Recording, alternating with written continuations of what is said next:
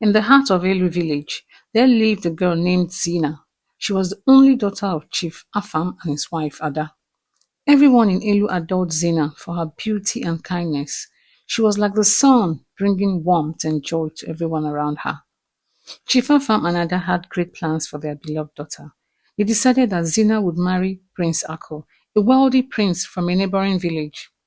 Prince Aku was known for his riches and power, but he was arrogant, quick-tempered, and boastful. Despite his flaws, Chief Afam believed that marrying Prince Aku could secure a bright future for Zina. Zina had a best friend named Einaya. Einaya was a humble hunter and farmer who lived in the same village. They had been friends since they were little children.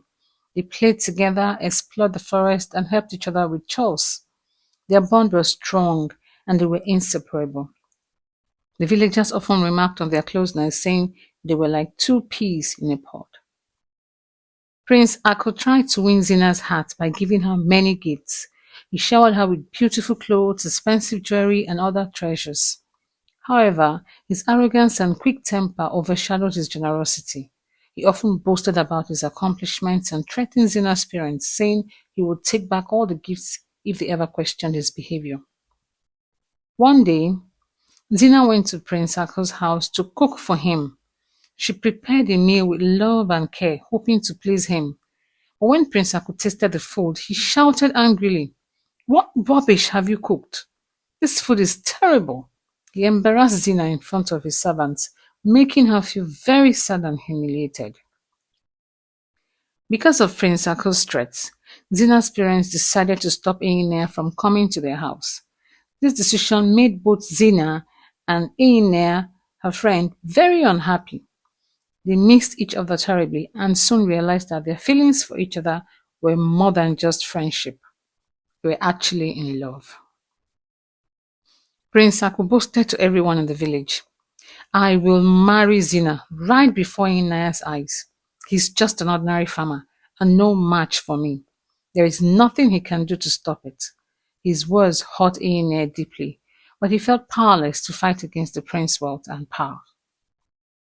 One day, an elderly widower named Namdi, whom Inez often helped with chores and bushmeat, came to visit him. He had not seen Ine for some time. Namdi noticed that Ine looked troubled and asked him what was wrong. Ine told the old man everything about his love for Zina and the threats from Prince Sako. Namdi listened carefully and then said, "Come to my house this evening. I have something to tell you." Ine went to Namdi's house that evening, hoping for a solution to his problems. Namdi promised to help Ine win Zina's heart and become very rich because of the kindness Ine had shown him in the past. Namdi gave Ine lands, gold, silver, livestock, and lots of money. Ine could hardly believe his eyes. Overnight, he became one of the richest men in the village. He thanked Namdi profusely and promised to use his new wealth wisely. With his newfound wealth, Einea went to Zina's parents and asked them to return all the gifts Prince Ako had given them. Chief Afam and Ada were shocked but agreed. They returned everything to Prince Ako, who was furious and humiliated. When Prince Ako saw that Zina's parents had returned all his gifts, he was livid. He couldn't believe that an ordinary farmer like Einea could challenge his authority. His pride was wounded, and he vowed to make Einea pay for this humiliation. Zina, on the other hand, was overjoyed when she heard about Einea's newfound wealth and the return of Prince Ako's gifts. She realized that she wanted to be with Einea not because of his wealth, but because she loved him. She decided to tell her parents about her feelings. Chief Afam and Ada were surprised when Zina told them about her love for Einea. They had always thought she would marry Prince Ako, but seeing their daughter's happiness, they decided to support her decision. They knew that Einea was a good man who truly cared for Zina. The villagers were thrilled when they heard that Zina and Einea's love. They had always seen how close the two were and believed they were meant to be together. The village elders decided to hold a meeting to discuss the situation. At the meeting, the elders agreed that Zina and Eine should be together. They recognized Eine's hard work and kind heart, and they believed that he would make a good husband for Zina. The villagers prepared for a grand celebration to announce the couple's engagement. Meanwhile, Prince Aku was plotting his revenge. He couldn't stand the thought of losing Zina to Eine. He decided to use his wealth and influence to turn the villagers against Eine. He started spreading rumors and lies about Eine, hoping to ruin his reputation. The rumors spread quickly through the village. Some people started to doubt Eine, wondering if the sudden change in his fortunes was too good to be true. Eine and Zina felt the pressure but remained strong, trusting in their love and the support of their true friends.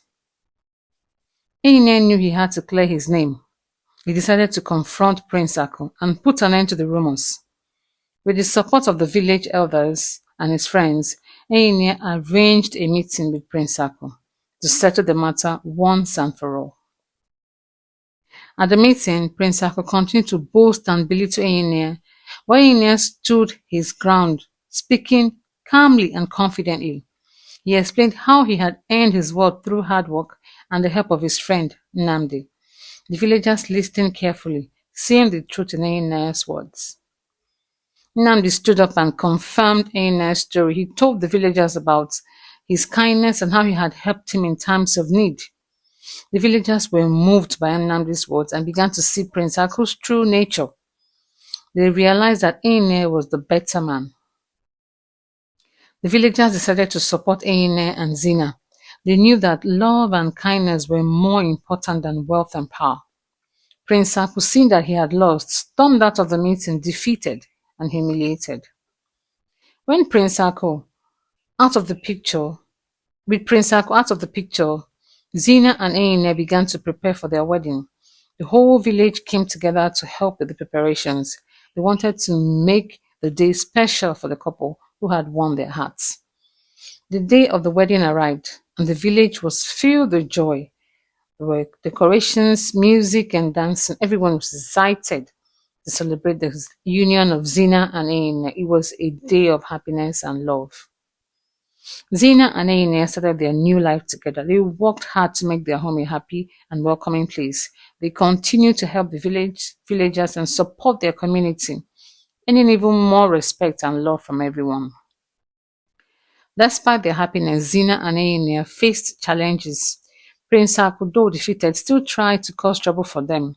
But Zina and Eine's love and determination helped them overcome these obstacles. Zina and Eine's love grew stronger with each passing day. They supported each other through thick and thin, proving that true love could conquer all. Their bond was an inspiration to everyone in the village. Zina and Eine continued to help Nnamdi and other villagers in need. Their generosity and kindness made Elu a better place to live. The villagers were grateful for their support and looked up to them as leaders. Soon, Zina and Eine were blessed with children. They taught their children the values of kindness, hard work, and love. Their family grew, and their home was filled with laughter and joy. Zina and Eine's true story became a legend in Elu. Their love and perseverance were remembered for generations. The villagers often told their tale to teach their children about the power of love and kindness. And now, the moral lesson of this story is that true love, kindness, and humility will always triumph over arrogance, greed, and pride. Please subscribe to this channel and stay tuned for the next story. See ya!